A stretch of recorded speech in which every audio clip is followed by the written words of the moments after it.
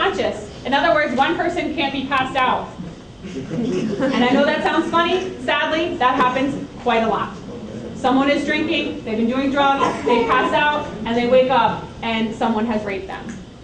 Obviously, if someone is passed out, they can't give their consent. That also means that they can't be under the influence of alcohol or drugs. According to the law, if one person or both people are under the influence of alcohol or drugs, they are not fully conscious. They are not fully mentally there. They are temporarily mentally incapacitated. They are not legally able to say yes to sex. So even if they say yes, you don't know if it's the drugs or alcohol talking or if it really is them talking. So if someone is under the influence of alcohol or drugs, and you're like, man, I really want to do something with them, if they really want to have sex or they really want to do something sexual, they'll do it when they're sober. And again, I know that's difficult, but you want to make sure that it's not the alcohol talking, because again, that's when someone will catch a charge, and it does happen. And obviously you don't, I would assume you don't want to hurt someone as well. That's the whole other side of it as well. That is rape, it is sexual assault.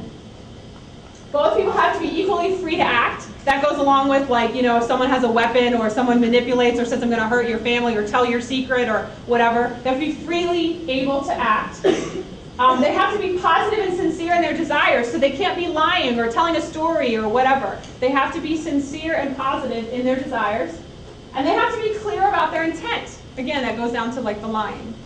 If any of this stuff is missing, it is not a legal sexual act. And so therefore, it is the opposite, which is sexual assault. There we go. Or sexual coercion. Compelling someone to submit to an unwanted sexual act by manipulating, tricking, misusing authority, bribing, any of that kind of thing. When we think of sexual assault and we think of rape, I think we generally think of a weapon or someone jumping out of the bushes. That certainly does happen, but usually it is not as clear as that. Usually it is manipulation, it is tricking, it is misusing the trusting relationship that we get with people. You see, the thing about sexual assault is that it's not about sexual gratification. In most cases, it's not because they couldn't get it from somebody else. In most cases, they probably, I mean, there's always, you know, someone who will give it away. In most cases, there is actually a relationship going on. The perpetrator usually has someone that they have been regularly having sex with. It is what is about power.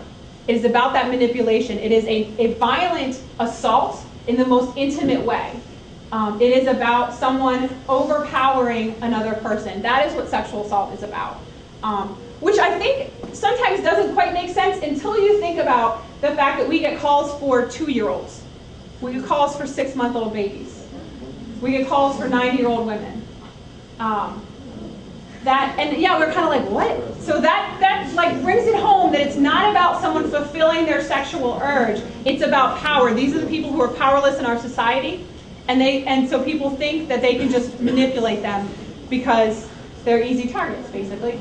And that is again why it happens so often when people are under the influence of alcohol, because that's a very easy target. I also want to define what sexual assault is because I've used this term a lot. I want to make it really clear. Sexual assault is not just rape. Rape is one type of sexual assault, and rape, of course, is a forced sexual act that includes penetration.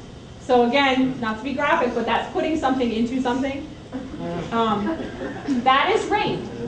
When it's forced, that includes oral sex. If it's forced, that is rape. However, sexual assault can also be if there's no penetration.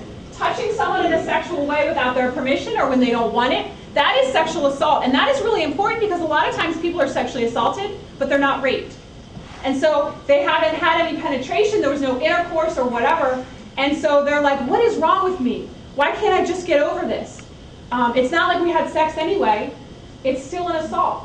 It's still trauma. And it still has the same effects of traumatizing an individual. And they don't get help because they don't realize that what happened to them was not only trauma, but it also was against the law. That is sexual assault. Forcing someone to view or post for pornographic material is sexual assault. Nowadays, the way this is happening is technology.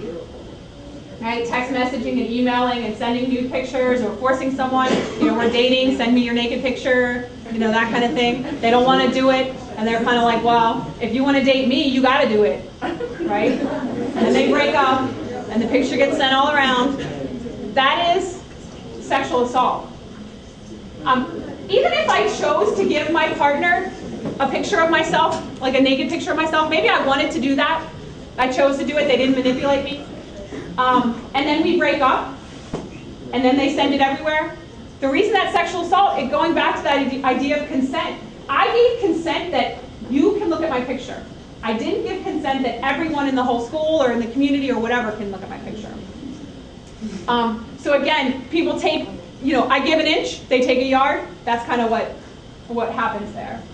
And then of course exposing oneself, exposing their breasts or their genitals in private or public would also be considered sexual assault as well. Any questions about anything we've talked about so far? Yeah? Just digitally being under, right? That is using fingers. Oh.